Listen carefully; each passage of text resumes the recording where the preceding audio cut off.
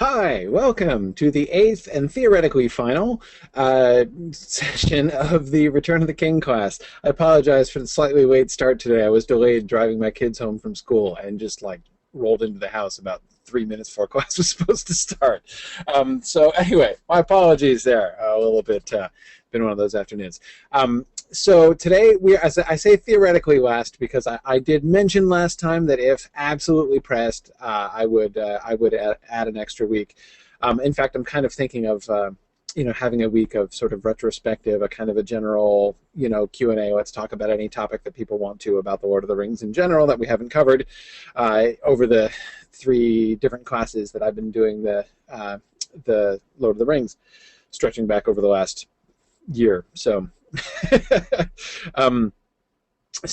Anyway, so yeah, we're probably going to do that. That might happen next week. I'll have to see how next week looks. I might end up putting it off until after the holidays, the last week of December, maybe. We'll see how that works. But Rebecca, I agree. This did seem to go really fast. I've kind of lost track of the Return of the King. It has seemed like a blur. Even though we were only doing once a week. But anyway, so that means that I would still encourage you to bring up topics.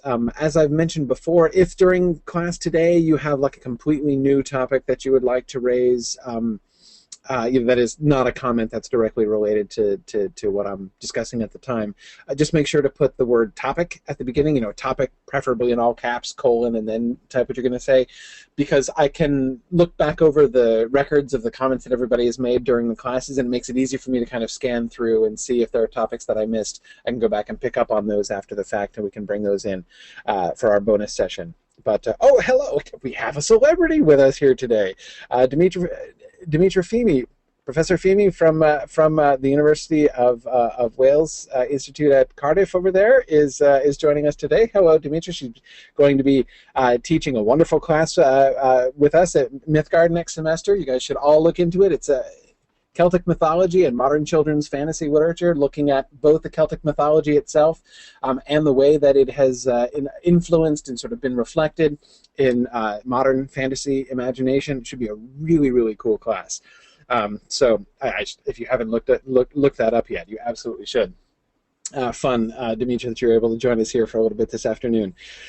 One other quick thing that I would just like to mention, of course, as we come to the end of this, is our first official Mythgard Academy class, which is sort of counting against our total for the courses that we've arranged to do for this year through our Indiegogo fundraiser a couple months back. Which means, of course, as I'm sure many of you know, it is voting time for the next class. This is the final day of voting for the next class, and believe it or not, word has it that we have, right as of now, a tie, another dead tie between the top 2 vote getters for our next class. It is currently a dead tie between Ender's Game by Orson Scott Card and Unfinished Tales by J.R.R. Tolkien. They are absolutely even after hundreds and hundreds of votes have been cast, which means if you haven't voted yet, by all means, get out there and vote right away, because even if you only have 1 vote, it really could be the difference here today. So we do not yet know for sure which text we'll be doing next. But anyway, as I said, so if you haven't voted, you definitely should. Anyway, so that's it. And that class is I'm planning to start that in January. So whatever wins, we'll start that one up in the beginning of the year. Tom, I guess if we do end in an absolute tie, then I would probably, put in the casting vote. But I doubt it'll come to that. I'm sure somebody's still left out there to vote. I can't believe that we've had 2 elections as close as we've had them so far. But anyway. let us go on and start our last session here on the Return of the King. So today we're talking about the appendices. Last time we were theoretically talking about the appendices, but I wasn't able to get to too much of them. I spent all of my time talking about the Scouring of the Shire and Estelle and Amdir in Aragorn and Arwen's stories. So today we're doing a much more general look at the appendices, and I want to start by thinking about what Tolkien says about the appendices, how they develop, and sort of the purpose of them. Noam Weiss sent me an email with a I thought a really excellently framed question about this. He said, "Why did you refer to Appendix A as a necessary background of history?" And that was, of course, the title of my class session last time, which was, of course, turned out to be a rather ambitious title, as I didn't even really get to that part. For one thing, backgrounds are usually provided prior to dealing with the main subject, not afterwards. Also, I should say that when The Lord of the Rings was first translated into Hebrew, it was without the appendices. They were only included in a later incarnation, which is how I first read it. Bringing the first two elements together, I have to wonder, what are appendices C through F good for? They contain very little information that actually pertains to the story. There are nuggets of such information, sure, and it seems as if Tolkien is just indulging himself. Why is it beneficial to know the lineage of hobbits or the historical development of Elvish languages to which we don't have a dictionary? Why, for that matter, not the cuisines in different parts of Middle-earth, the wardrobes? Why spend so long on the calendar and time measurements and not on the different time zones? The Númenóreans should be aware of that due to the Palantiri, if nothing else. So we have a couple questions here. Again, why would the history given in Appendix A, and also I assume by implication in his question there, Appendix B as well, why would I characterize that as the necessary background of history? Two, why do we get the stuff that we get in C through F? And given the stuff that we get in C through F, why don't we get more stuff? Why that stuff and not other stuff?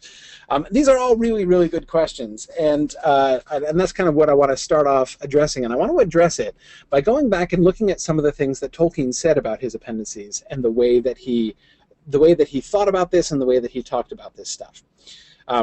So I want to start off. This is the beginning of his foreword to the second edition of the Fellowship of the Ring. This is the from the same thing that we were quoting from last time when we were talking about allegory and applicability in relationship to the Scouring of the Shire. These are the first two paragraphs. This tale grew in the telling until it became a history of the Great War of the Ring and included many glimpses of yet more ancient history that preceded it. It was begun soon after The Hobbit was written and before its publication in 1937, but I did not go on with this sequel, for I wished first to complete and set in order the mythology and legends of the elder days, which had then been taking shape for some years. I decided to do this for my own satisfaction, and I had little hope that other people would be interested in this work,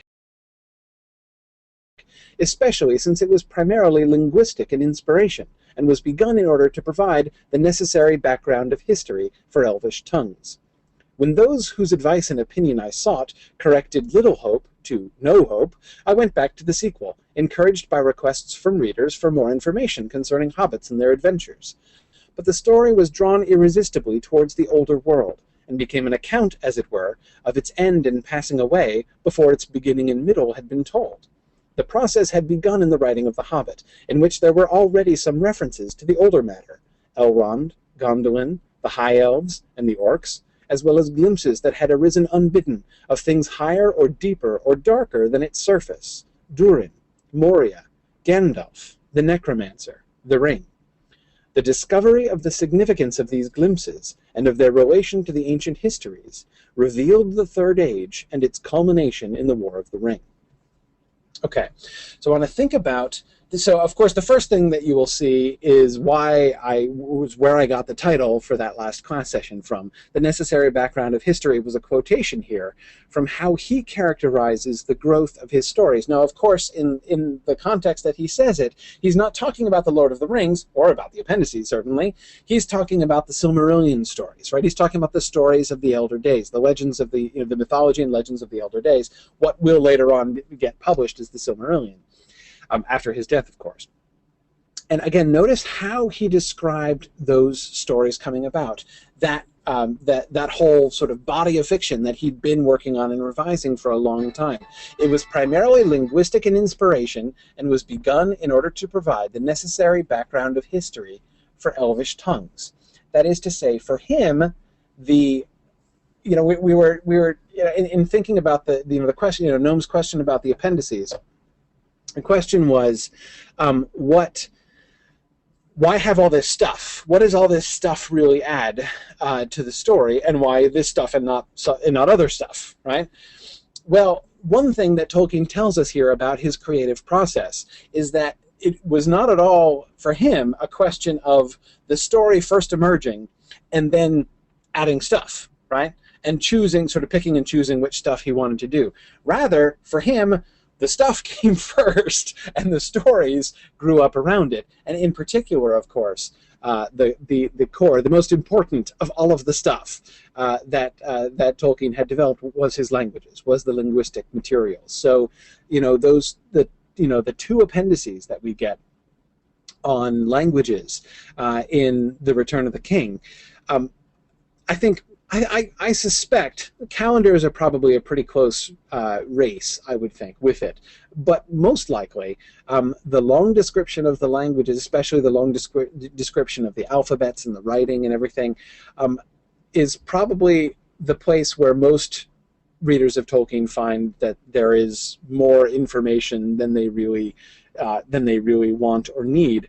I know that there are some people, Andrew, of course, I'm thinking of you, who are back there, probably gasping and spluttering as I say that, imagining that anybody would think that the linguistic information that he gives is more than we would need or want. But I do think that is probably the experience of a lot of readers. But of course, it's there. Not, again, Noam in the question that I quoted before sort of suggested, asked, was Tolkien just indulging himself? In part, I think, yes. Again, look at how he talks about this, right? To him, he started with these languages, and with the invention of these languages, and of being a philologist, he invented not only languages, but history and interrelationships between the history of the languages and the history of the interrelationship between these two different Elvish languages that he had made. So, that is where these stories grew. The stories, he says, grew out of the history of the languages that he'd already developed, and were begun in order to provide the necessary background of history for Elvish tongues. These languages need a context. They need a social context. They need a history in order for them really to live in the way that they were already sort of, coming to life in his mind. And so stories naturally come from that. To somebody like Tolkien, to a philologist like Tolkien, when you look at the way a word changes over time, it's not just that there is a story, there must be a story to explain that. The change of the word is a story, right? It reveals a story. And of course, there are different ways that it can work out. There are different ways that you can do that, but that's the way that he thinks about this. Rebecca says, it blows my mind when people don't get excited about morphology. I know, right? I mean, seriously. Yeah, so for Tolkien, that was really where the heart of these stories came from. So one reason why I quote this is to draw attention to the fact that, again, this is not just a question of first I'm going to write a story and then I'm going to invent and elaborate long histories to go along with it, and all of this other detail, just to flesh it out and make sure that it's really complete and thorough. Some of these things are things that he thought about during the process of writing, and were things that were to him part of the process of story writing and storytelling. I suspect the calendars really sort of fall into that category for him. But the languages are more at the heart of it. And that's the stuff that, although it might seem to many readers very superfluous, it is exactly the opposite. It is the heart and the seed of everything else that has come out of this. Yeah, as Ed points out, he spent weeks making the phases of the moon come out right. His commitment to consistency and verisimilitude mark the entire work. Yes, there are a couple places where he seems to have made mistakes in The Hobbit with phases of the moon, and these are things that really bothered him. He really wanted to go back and fix the moon references. and those are exactly the kinds of things that I am least likely to notice or pay a lick of attention to. I will confess, as I'm reading. But boy, did they bother Tolkien. So yes, in part, again, that's how, to him, developing and working out a story, that kind of thing was just sort of a necessary thing. So again, in thinking about the answer to the question, why the appendices? Why all this stuff? Part of it can be seen as a kind of a side effect, right? He works out the calendars because he's giving dates a lot, right? You know, dates come up. The hobbits talk about dates, and in order for him to use dates, he has to work out that system in his own mind, and so he's got that worked out, and he wants to present it too. So some of it is sort of side effects like that. Other parts of it, though, are, but it isn't all like that. Some of it is really closer to the center of things.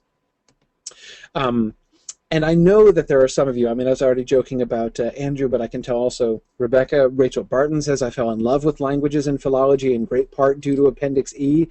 Yeah, and the fact is, in those appendices, is he indulging himself? Yeah, in part, I think he is. Is it necessary for, I mean, even if we say it was necessary to his invention process, is it necessary for him to give it all and explain it all? No, that part of it is, in some ways, a bit of an indulgence. But it's, I know it's certainly one that many people have appreciated over the years, and it is certainly, I think, you know, seed that has definitely found good soil at various times. Yeah, good. Yes, let's see. Jan, I'm about to answer your question in the next slide, I think. Okay, good. So I'm just scanning back over some of your other comments here. Yeah, good. But the other thing that I would want to just draw our attention to here, because I think it's going to be something I'm going to want to come back to again later, and one of the reasons I gave the whole second paragraph there as well, is just to draw attention to the way that he talks about his story's emergence. Notice again, step one that I wanted to draw attention to is the fact that he began with stuff and story grew from it. But the second thing is I want to draw attention to the way that he talks about the growth of the story.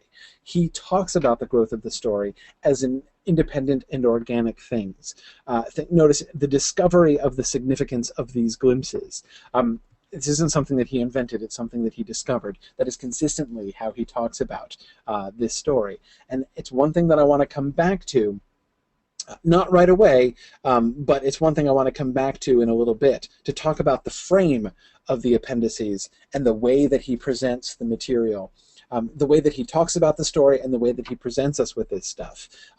Outside, the sort of the apparatus of this story that is outside the actual narrative from chapter, from the long expected party to the Grey Havens. So I just wanted to have this in our heads so that we can remember that as we come back to this issue in a little bit.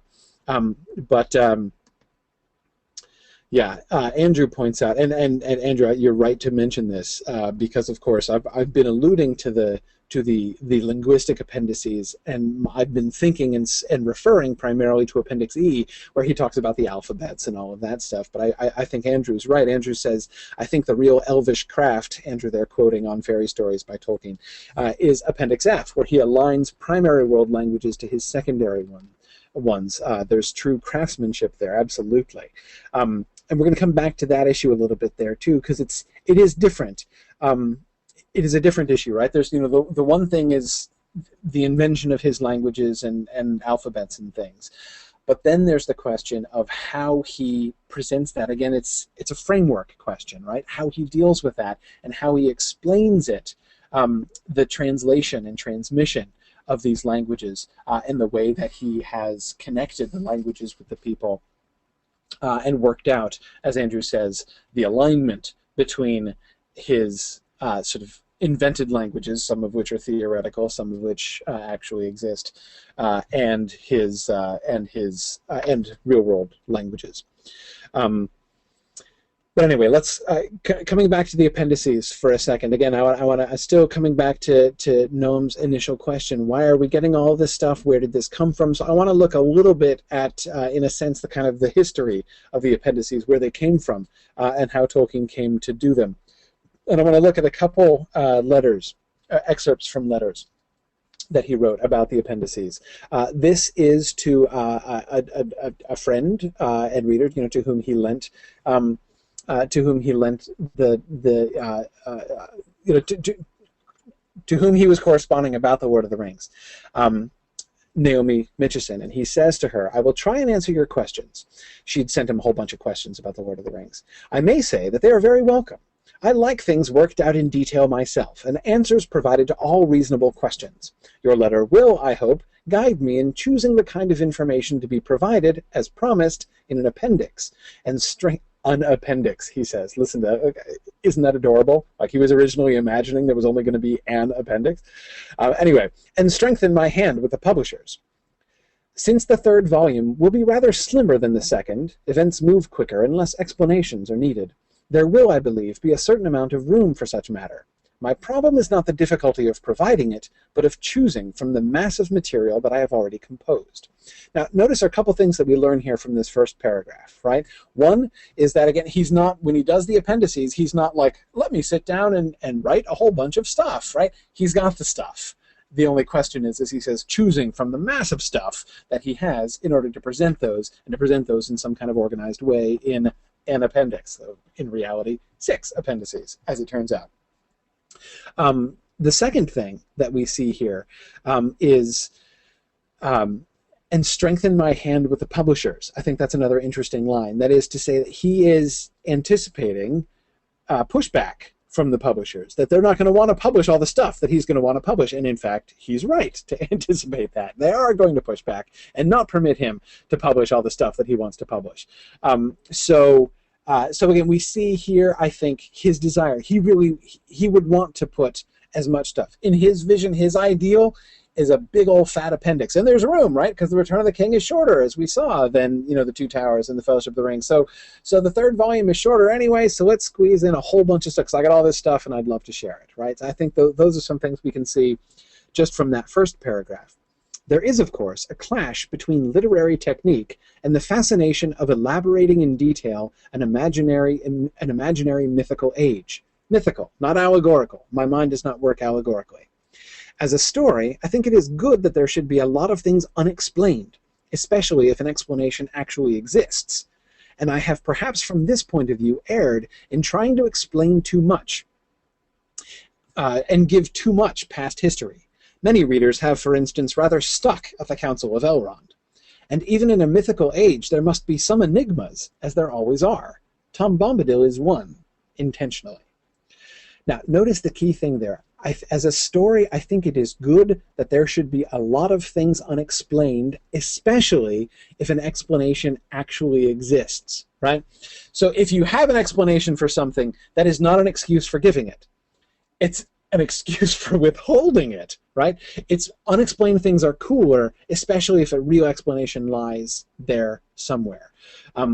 This is one of the things he talked about. The title of today's class is The Perception of Depth. This is a phrase that is often applied to Tolkien. One of the things that his works are praised for is the perception of depth that they provide. That sense that we get that although we're not told everything, there is a really detailed history. All of these stories somehow exist somewhere, and we get the sense of ourselves just kind of scratching the surface as we're reading. No matter how deeply we read, no matter how carefully we read, we're still only scratching the surface of this really profound and intricate history of Middle-earth that he is only telling one very small and partial story of. And I think that's one of the things that he's pointing to there, about things being unexplained, especially if an explanation actually exists. But now notice, what he was emphasizing at the beginning of that second paragraph is the clash between literary technique on the one hand and the fascination of elaborating on the other hand. He recognizes that those two desires are in conflict with each other. on the one hand, he loves the supplying of lore, right? Let's fill in gaps. Let's dot all those I's and cross all those T's. Let's provide all those explanations. But he recognizes that stories are better when all those explanations are not provided. And so this is a balance, it seems, that he's suggesting that he wants to try to maintain in the appendices. He doesn't want to sort of indulge himself too much, and I think indulge is an appropriate word here. He will say, no, we'll see this in particular in the next letter, that he loves doing the elaborating in detail an imaginary mythical age, but he recognized, his own literary judgment as a storyteller tells him too much of that, and it's actually not going to be good, right? And I think a lot of people would be interested to, a lot of people don't recognize or don't remember that he said that he wanted Tom Bombadil to be an enigma, right? So the fact that there's no hard and fast answer about who and what Tom Bombadil is, that's how it's supposed to be, right? That's exactly how he wanted it to be. I think it's important for us to remember that. Yeah, good. Let's see. Yana says, wasn't a whole bunch of the unfinished tales supposed to go in the appendices too? Some of it, not all of it. The Quest of Erebor, most famously, was originally intended for the appendices, or at least it was originally, it came from stuff he was writing on the appendices, and in the end they're just like, are you kidding me? Like, Appendix A is already that long, and you also want to throw in this entire narrative of Gandalf, and like let's like retell the entire, not the entire, but anyway, let's like retell at least chapter 1 of The Hobbit from Gandalf's point of view, just tacked on there at the end. No way. So yeah, Yana, there certainly was material that that he had to cut out.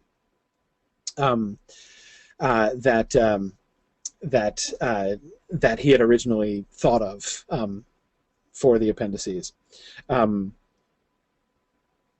Yeah. Rebecca says, the information doesn't ever feel newly composed or tacked on. It feels well appended. Yeah, it's added afterwards. But yes, it's not, certainly not newly composed or tacked on, right? Again, that's what he was emphasizing before. Yeah. Timothy says, the verisimilitude is heightened by the by things being unexplained to the actual reader, to the real-world reader, but known to the fictional reader. I agree. That's a very subtle level of verisimilitude. It is something that one often experiences when you read older books. That is, like Homer, for instance, or Latin epics or medieval works. You'll come across references to things that it's clear the writer is taking for granted, right? That you know this particular story, or that you will understand the context of these particular things.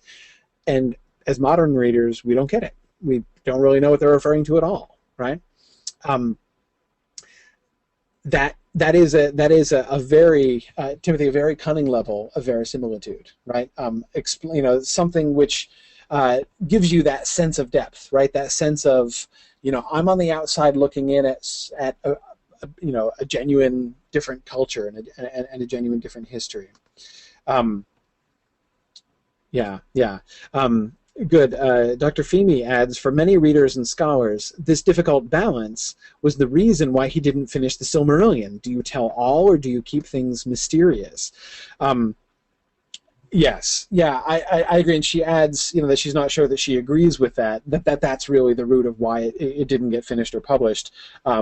She suspects that the mythology had just grown too out of control to make a coherent volume. Certainly, based on the comments that Christopher and he made about sort of the work he was doing at the end of his life, it did seem like he was sort of cleaning out the Augean stables, and trying to organize everything and make everything coherent and consistent. But yeah, I know that that's one of the things that people, I think of comments that I've heard Michael Drout make before. He and I had a debate once, not a public debate, a private debate about teaching Tolkien and whether you teach the Silmarillion first and then the Lord of the Rings, or the Lord of the Rings first and then the Silmarillion. He does the latter way, I do the former way. I do the Silmarillion first and he does the Silmarillion second.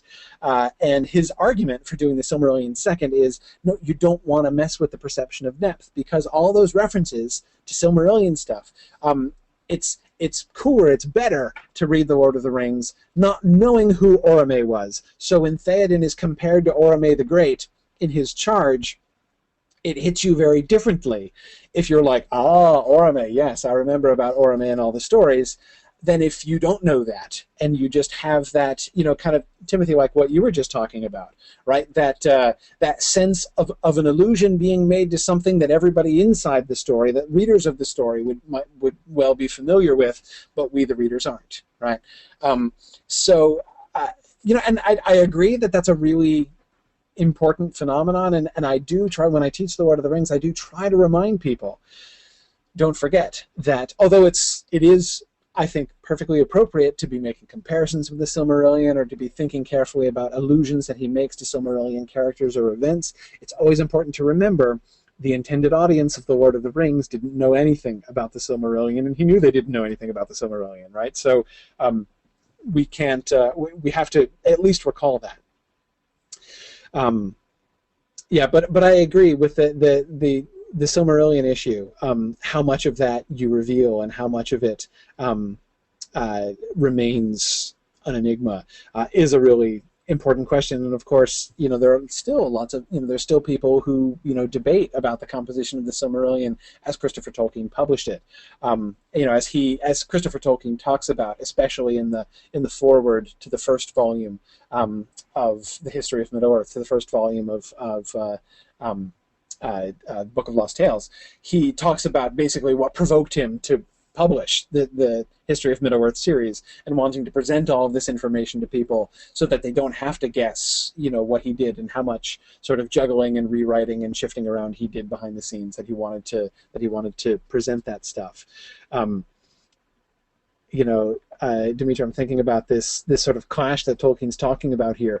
Would Tolkien have done that? Would he have wanted the History of Middle-earth series? I'm not sure he would have, right? I'm not sure that doesn't go a little bit too far in the one of those two directions.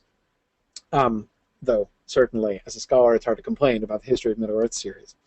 Anyway, let me carry on. I haven't finished reading this passage yet.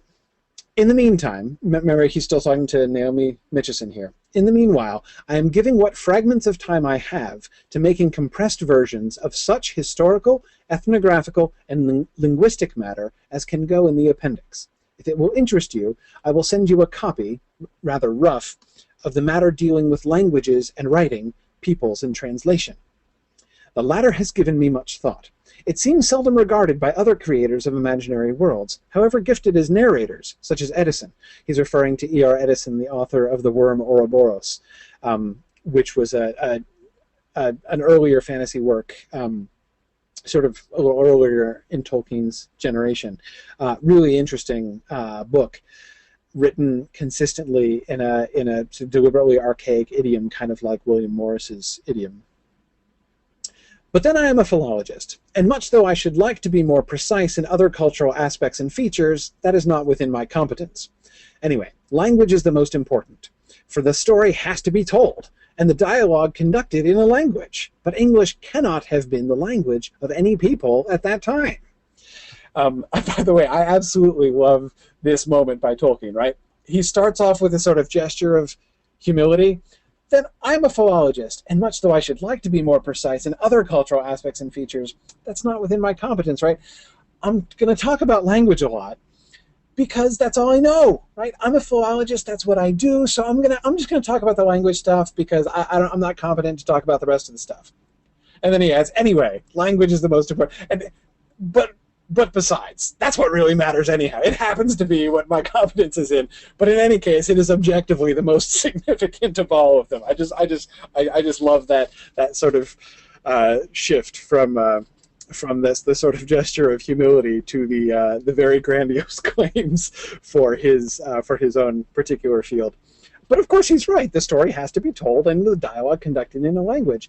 And he's right to say that most creators of imaginary worlds never think about this. That is, the vast majority of books written in English have just the sort of assumed convention between the writer and the reader that I'm going to give you this dialogue that is conducted in English, and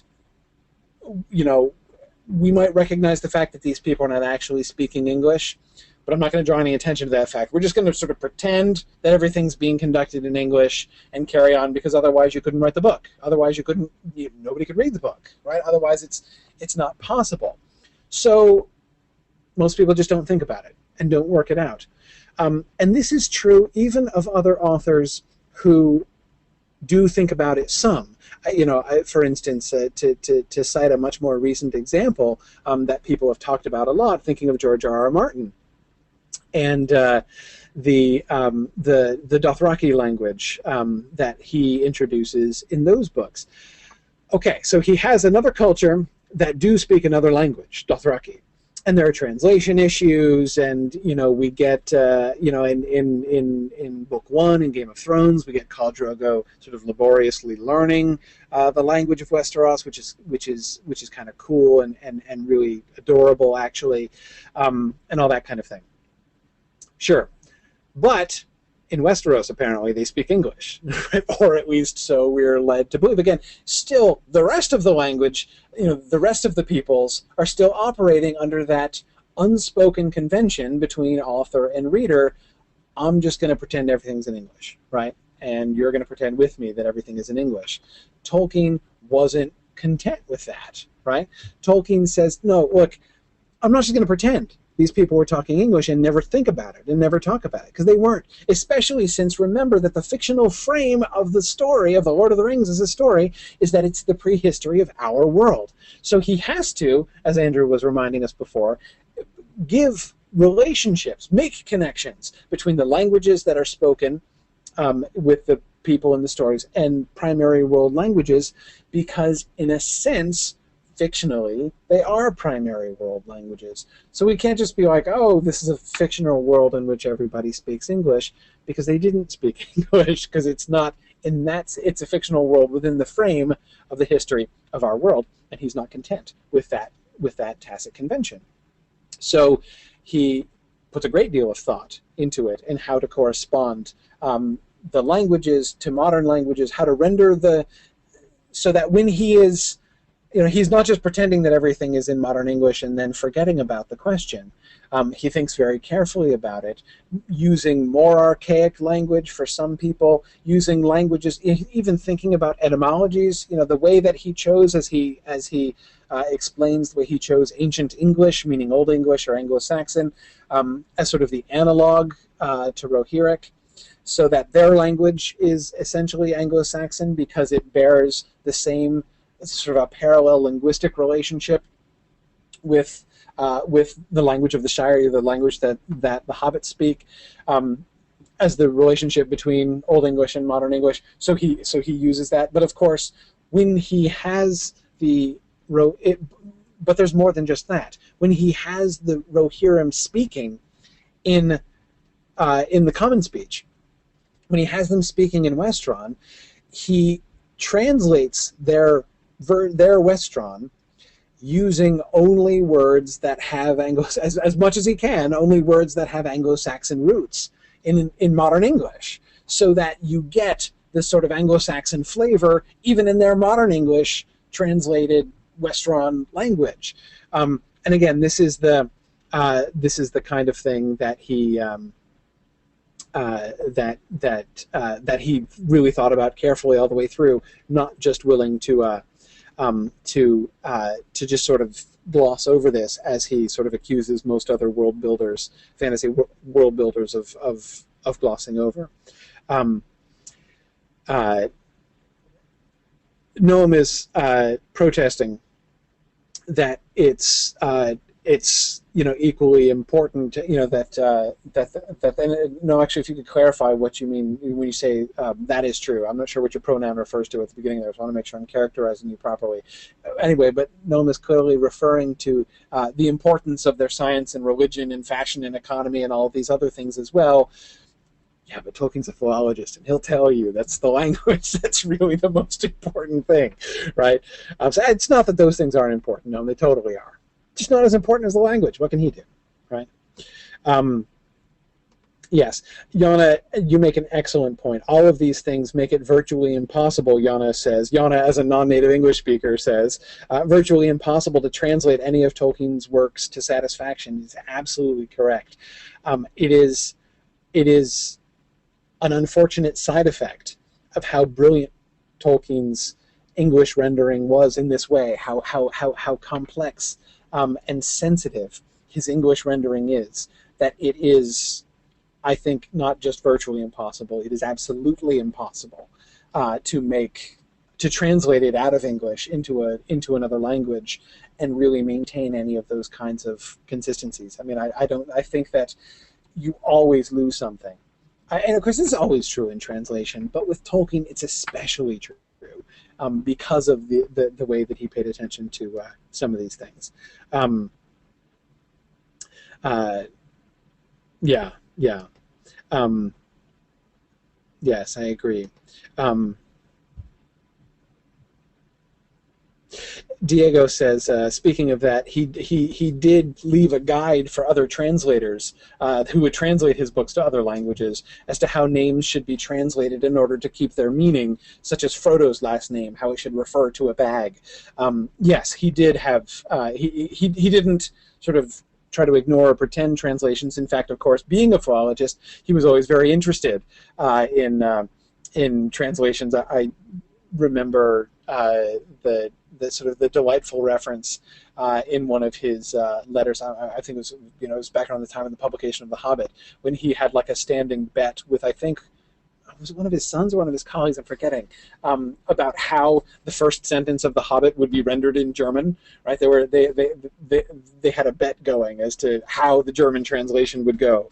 In A Hole in the Ground, there lived a Hobbit. Yeah.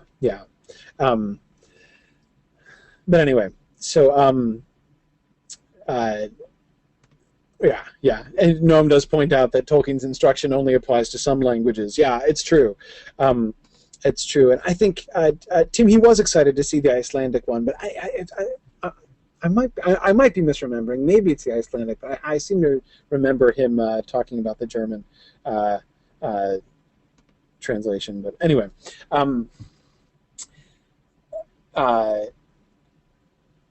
Carolyn Morehouse says, just thinking about other creators of imaginary worlds, and they're thinking about language.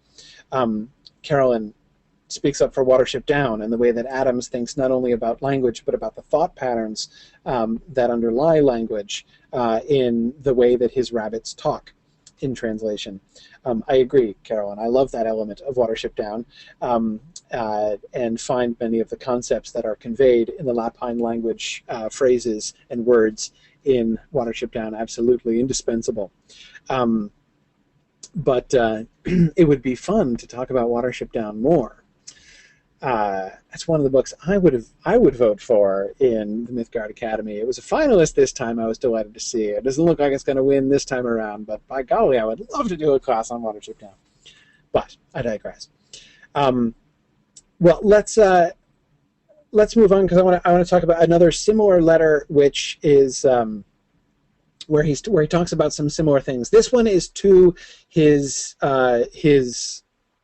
publishers now. So remember, he's talking about strengthening his hand with his publishers. This is a later letter to the publisher. I now wish that no appendices had been promised, for I think their appearance in truncated and compressed form will satisfy nobody, certainly not me. Clearly, from the appalling mass of letters I receive, not those people that would like that kind of thing, astonishingly many, while those who enjoy the book as an heroic romance only and find unexplained vistas part of the literary effect will neglect the appendices very properly. So this is the context of this letter is he's being harassed, understandably so, by the publishers because the Return of the King has been delayed because he can't get the appendices together. They've got the story, he's just waiting for him to deliver the appendices. They're trying to get the book out. The Fellowship of the Ring and the Two Towers has been really popular. Everybody's clamoring for book 3. Remember where the Two Towers ends, right? The Two Towers ends with Sam getting knocked unconscious. Frodo was alive, but was taken by the enemy. Now they're waiting and they're waiting and they're waiting, and the book was supposed to come out and it hasn't come out, and everyone's getting irate, and you've got, like, you know, poor Alan and Unwin, you know, have like mobs with torches and pitchforks, and you know, and here's Tolkien still dithering about the appendices, and you know, and here's Alan and Unwin pulling their hair out over this, and so here's Tolkien's response to that, wishing no appendices had been promised.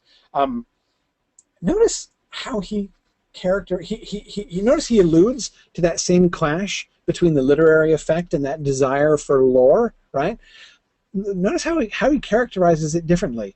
I think their appearance in truncated and compressed form will satisfy nobody, right? That was the proposal, of course, by his publishers. Just give us what you've got, right? Well, let's just do something, or, you know, okay, it's not going to be all that you wanted it to be, but let's just take what we have, throw it in, and get it out there. And he's like, no, it's really not going to work, right? It's not going to satisfy anybody, not me. And he points out, look, there are all these people who really want this stuff. He receives all these letters of people who like the lore, who want more stuff. He's astonished how many of these he's receiving. While those who enjoy the book as an heroic romance only and find unexplained vistas as part of the literary effect, as he explained before, will neglect the appendices very properly. He accepts that, he kind of condones that, but notice how he seems to be putting himself on the other side of the fence here. That is to say, he's no longer simply stating that, you know, that he would you know, that he sort of sees both sides and sort of appreciates it, but really likes both. Now, he seems to be kind of on the side of the people who really want this stuff here. Anyway, I am not now at all sure that the tendency to treat the whole thing as a kind of vast game is really good. Certainly not for me, who find that kind of thing only too fatally attractive. It is, I suppose, a tribute to the curious effect that story has, when based on very elaborate and detailed workings of geography, chronology, and language, that so many should clamor for sheer information or lore. But the demands such people make would again require a book at least the size of Volume 1. In any case, the background matter is very intricate, useless unless exact, and compression within the limits available leaves it unsatisfactory. It needs great concentration and leisure, and being completely interlocked cannot be dealt with piecemeal. Okay, this is his explanation for why I haven't gotten you these appendices yet, right? Because the stuff is intricate. I can't rush it because it's useless if it's not exact, and it's going to be unsatisfactory if I compress that as much as you want it to be. I can't be rushed because it needs great concentration, and I can't just throw in pieces at a time because it's all interlocked and it's all working together. So again, this is his explanation for why he's taking so long and why he still needs more time. But again, I think one of the things that we see here is him talking about people clamoring for lore. It's not just, you know, the letter that he got from Naomi Mitchison, which he was hoping would strengthen his hand, like, oh great, look, I've got a letter, I can point to this as evidence that people want this. Now he's referring to the appalling mass of letters that he's gotten that really leads in this direction. Yeah, Luke asks, perhaps he's niggling with the appendices? You know, Luke, yeah, I think niggling is certainly an accusation which could perhaps be brought home to him, especially since I would say, especially for people who don't share his particular passions for consistency and detail. His publishers are clearly thinking, look, whatever you have, okay, it's not going to be your whole stuff, but whatever you have, even if you don't have the full explanation of the calendars, you know what? Some is better than nothing. People will like it. Let's just move on. But he has a hard time with that. Yeah. Anyway, so we see how he is thinking through the appendices, how the appendices are being developed. They are, in a sense, an afterthought. That is, from a publishing standpoint, they're an afterthought. The story is ready to go. They're ready to go to press, but the appendices are not. However, they're very far from an afterthought as far as his actual process of development and composition is concerned. It's a matter of sorting through all this stuff and putting it out there in a way that's going to make a lot of sense. I want to make sure I get through the points I want to make about the frame, and that's probably as far as I'm going to get here today, and then we'll talk about more specific topics and questions next time. But let's go ahead and talk about the frame. This is from, not the appendices, but from the end of the prologue, the note on the texts that we get at the end of the prologue in the Fellowship of the Ring. The Thane's book was thus the first copy made of the Red Book, and contained much that was later omitted or lost. In Minas Tirith, it received much annotation and many corrections, especially of names, words, and quotations in the Elvish languages, and there was added to it an abbreviated version of those parts of the tale of Aragorn and Arwen which lie outside the account of the war. The full tale is stated to have been written by Barahir, grandson of the steward Faramir, sometime after the passing of the king. But the chief importance of Findegil's copy is that it alone contains the whole of Bilbo's translations from the Elvish. Findegil, King's writer, the guy who transcribed the Thane's book, who transcribed the copy of the Red Book that Pippin brought to Minas Tirith. The chief importance of it is that it fulfilled Tolkien's fantasy. Findegil's version is what Tolkien wanted to get published but couldn't. He wanted, when he brought the Lord of the Rings to Alan and Unwin, he wanted them to publish the Silmarillion at the same time. You got the Silmarillion stuff, I got the Lord of the Rings, right? 1,000-page novel that I'm giving you, publishing also these other hundreds of pages of ancient legends and mythology that go with them. Throw it all in the same package. Let's have a 1,500-page book. That's more fun than a 1,000-page book, right? This was Tolkien's. He wanted this, quadrilogy of books. And the publisher said no. He almost dumped Alan and Unwin because of this. He almost published with HarperCollins instead, but he didn't. He instead ended up coming back to Alan and Unwin and agreed not to publish the Silmarillion along with the Lord of the Rings. But Findegil's copy, by golly, has it just as he hoped it would be. Bilbo's translations from the Elvish included. These 3 volumes were found to be a work of great skill and learning, in which, between 1403 and 1418, he, Bilbo, had used all the sources available to him in Rivendell, both living and written. But since they were little used by Frodo, being almost entirely concerned with the elder days, no more is said of them here. Since Meriadoc and Peregrine became the heads of their great families, and at the same time kept up their connections with Rohan and Gondor, the libraries at Bucklebury and Tuckborough contain much that did not appear in the Red Book. In Brandy Hall, there were many works dealing with Eriador and the history of Rohan. Some of these were composed or begun by Meriadoc himself, though in the Shire he was chiefly remembered for his Herblore of the Shire and his Reckoning of Years, in which he discussed the relation of the calendars of the Shire and Bree to those of Rivendell, Gondor, and Rohan. So you have Merry to thank for the calendar appendix, apparently. He also wrote a short treatise on old words and names in the Shire, showing special interest in discovering the kinship with the language of the Rohirrim of such Shire words as Matham and old elements in place names. Calendars and philology. Mary was interested in those things, right? Okay. So again, this is not from the appendices, but it's talking about the appendices in the context of the prologue and talking about the Red Book. Several things that we need to observe here is the frame, the literary frame that Tolkien is using, how he is presenting himself. This, of course, he mentioned in his letter that one of the things often neglected by inventors of created worlds is, of fictional worlds, one of the things they often neglect is language and how translation is occurring. However, another thing that they often neglect, another thing that that just gets passed over is, how did this story come into my hands, right?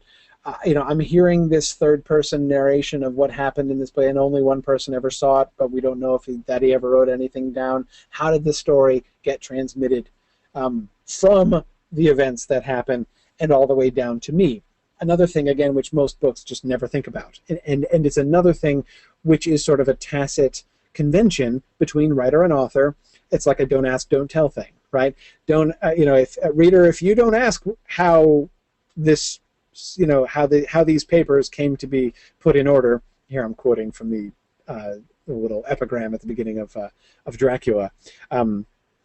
If you don't ask that question, how did this narrative come together and come down to me, then I won't make a big deal of it, and I won't mention it, and everybody will be happier, right? Tolkien doesn't do that. Jana had just mentioned Dracula as one of the only books that does that. That's one of the things, that's a convention which comes from early on. The earliest novels, that is the earliest prose romances, as they were called in the 18th century, which came to be called novels, when that genre was invented as a genre, were full of that. Like they were all things which relied very heavily upon the transmission history. The two, of course, classic first novels in English are Robinson Crusoe, Daniel Defoe's Robinson Crusoe, and Samuel Richardson's Pamela. And both of them have that same kind of paper trail.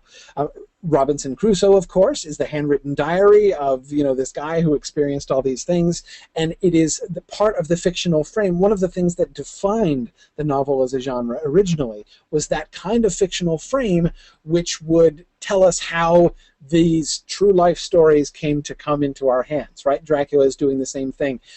In fact, the composition of the story of Dracula is part of the story of Dracula. We actually see the characters running around with the manuscript, with the sheaf of papers, and making copies of it, and Dracula trying to get in and destroy the manuscript of the book that we're reading right now. It's one of the events in Dracula. It's really cool. I love Dracula. Pamela, by the way, was again the private diary of Pamela, and one of the things, at the time in the 18th century, in the early 18th century, and both of those books were written, they were initially presented as if they were true. In fact, there were many people who initially were kind of taken in by it and assumed that it was in fact a true historical account by some shipwrecked guy and by some very sensational and long-suffering maidservant, Pamela. By the time we get to Dracula, we have him sort of playing with that convention a little bit more. Another theme of Dracula is how most people are not going to be able to accept the fact that this really happened, right? But anyway, so anyway, like I said, that was originally a tradition, a part really of the whole novel form, but it's something that really falls out. It's a convention that hasn't completely died, but kind of dies over the course of the history of the English novel until nowadays. Again, it's a convention rarely observed. Tolkien observes it, right? So what position does he put himself in here? He is still doing something, right? We're not actually reading Findigil's copy, right? It's not like, here I'm thinking of another modern book which comically does this. One of my family's favorite books, the Bunnicula series about the vampire bunny, series which is purportedly written by the family dog, who delivers the manuscript to the publisher, and we get the publisher's introduction where he talks about how Harold the dog shows up with his manuscript. Anyway, we don't get any, it's not like we're supposed to imagine that Findegill's copy somehow arrived in the hands of a modern publisher and that's what we're getting, right? No, there is a Tolkien figure. In fact, even in The Hobbit, again, if you go to your copy of The Hobbit and you go to the title page and you take the time to transliterate the dwarf runes along the top and bottom of the page, you will see Tolkien referring to this, because down here, if you can see them, let's see, can I point to them backwards? Yes, here. J.R.R. Tolkien, his name is there in dwarf runes because he lists himself as the compiler of this material. He's the modern compiler of this material. He's got a role, right? But his role is more of an editorial role than it is an authorial role. He's certainly not making up these stories, but he's compiling this stuff for us. And it's in that voice that he's giving us this introduction, right? So this introduction is him speaking not exactly in his own voice, right? He's still adopting a fictional voice because he's operating within the fictional frame. He is the fictional modern compiler who has studied the textual history of this stuff, has received this, it's within the fictional frame that all of this stuff is true, but anyways, so he's gotten all these old texts and he's telling us how these stories came down to us, and of course here he's telling us about where all of this appendix material came from, which he's compiled and put together, but it was originally composed primarily under the direction, if not personally, by Merry and Pippin. So that's the fictional frame of the appendices, generally, but not always.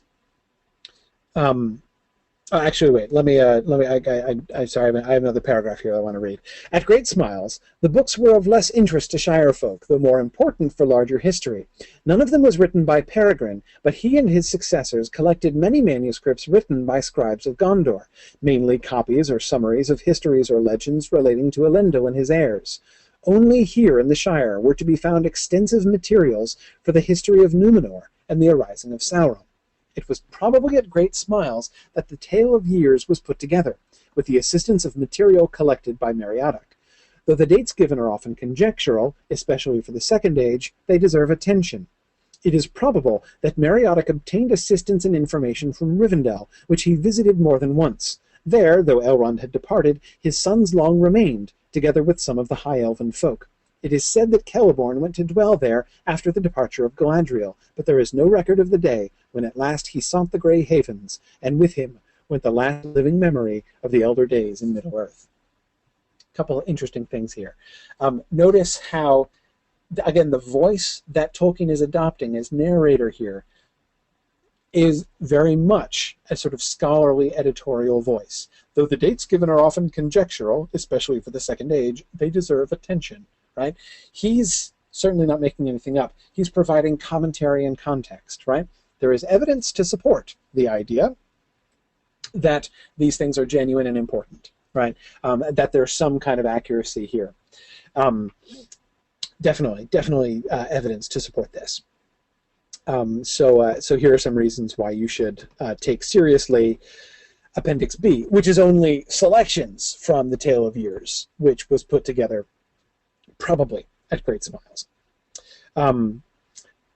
Now, as I said when I was segueing before I realized I had forgotten this last paragraph, in general, Tolkien maintains this frame of the scholarly commentator, but not always.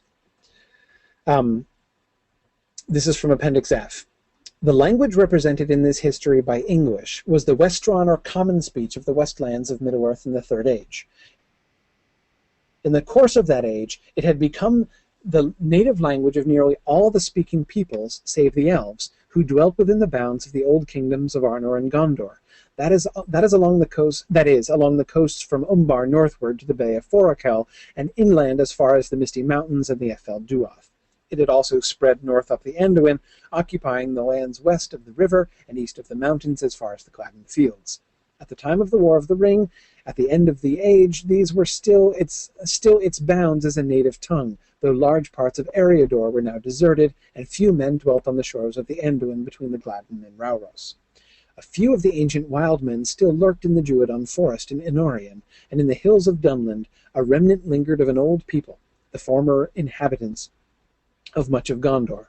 These clung to their own languages, while in the plains of Rohan there dwelt now a northern people, the Rohirrim, who had come into that land some 500 years earlier. But the Westron was used as a second language of intercourse by all those who still retained a speech of their own, even by the elves, not only in Arnor and Gondor, but throughout the vales of Anduin and eastward to the further eaves of Mirkwood. Even among the wild men and the Dunlendings who shunned other folk, there were some that could speak it, though brokenly. Now, question is Tolkien out of character here or not? Is he still in the character that he was in the prologue? Is he still adopting that I am just a scholar, I am not the inventor thing? You could still say so, right? Is this Mary's work that we're getting? It's less certain that that's so.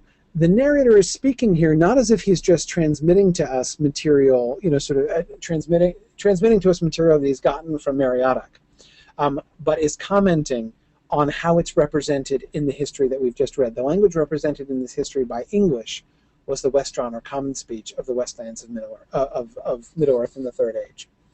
I have chosen to represent Westron by English.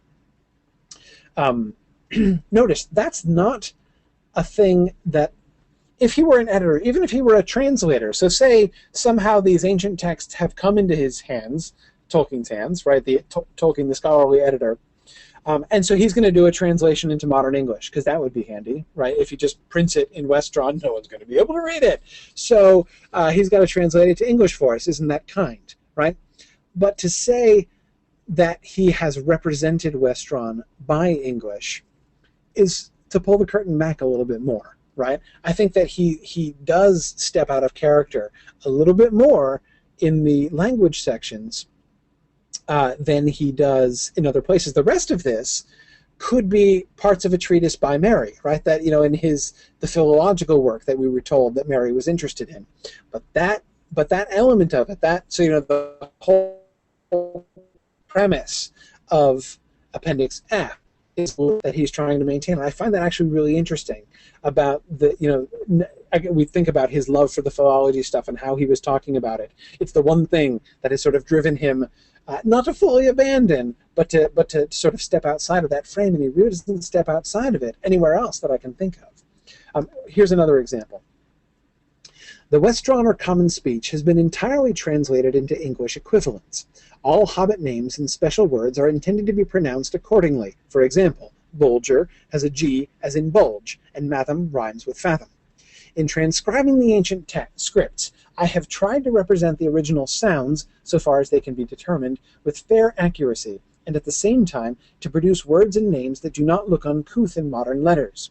High Elven Quenya has been spelt as much like Latin as it sounds aloud. For this reason, C has been preferred to K in both Eldarin languages, to make it look like Latin. The following points may be observed by those who are interested in such details.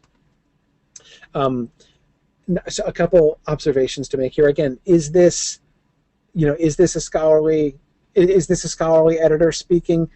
Possibly, again, in transcribing the ancient scripts, right? It does sound like he's working with those that he's got the old manuscripts there, and that he's been trying to work through those.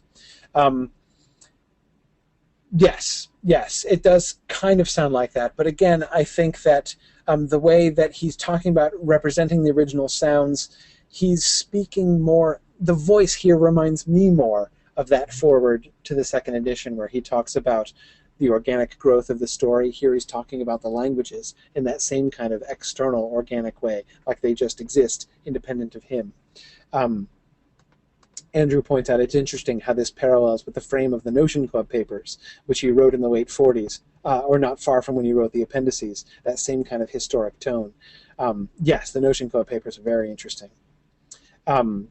Diego says at the end, he clarifies that this whole explanation is intended for people who are interested in languages and would like to know such things. Yes, there is again that sort of humility gesture there at the end, who are interested in people, those who are interested in such details, not assuming that everybody is going to be one of them.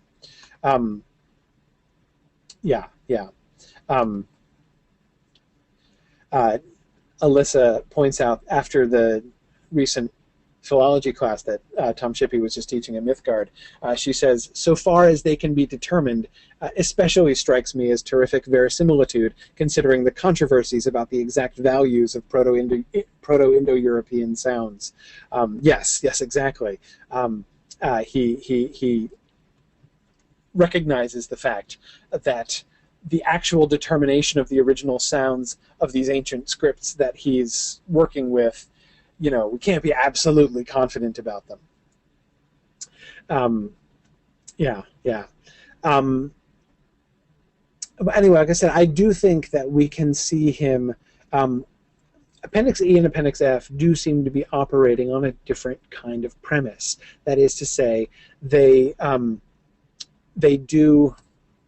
Although we get the sort of justification for them within the fictional frame by Mary's philological interests, in the beginning of that are alluded to there at the end of the prologue, we still don't have that same voice. I think we get Tolkien speaking in closer to his own perspective. By that I mean primarily Tolkien speaking as story writer rather than as scholarly editor. Even though there are gestures to that here, I don't think that's, again, who is that I? It's Tolkien in the first person. Who is the I? Is it Tolkien himself, or is it the editor? And I don't think that it's sort of a slam dunk, which is which. Because remember, you would think that the guy who wrote that business in the foreword about discovering the significance of these elements from this story that he's supposedly making up himself, you'd think that sounded like somebody who was not the writer of the story, but just the editor or discoverer of the story, right? Someone who's putting it together from various historical sources rather than somebody who is actually inventing the story as he goes along. The way that he talks about the languages sound very similar to that, and so to me, it sort of calls into question how much he's sticking to the frame. Now, again, I'm not trying to say that it's a blemish that he's not sticking to the frame, but that I think that it's interesting to look at the different appendices and the way in which it's just another thing, I think, that puts Appendix E and Appendix F in a different position for him, that he relates to those appendices very differently. I think that we can see the way he relates in them by the way that he does, I think, act a little bit less consistently with that historical frame in those appendices than elsewhere. All right, I am right on the cusp of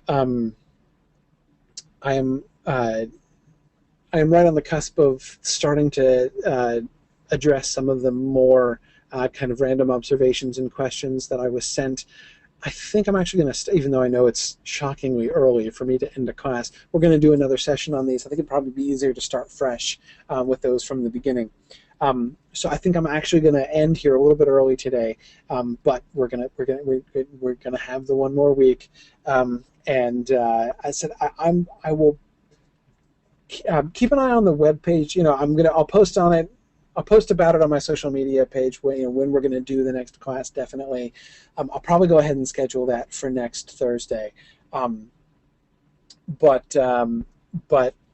keep an eye on my social media sites and keep an eye on the web page for the Return of the King class, because I'll be posting it there too. So both the time and the link for that class session. So.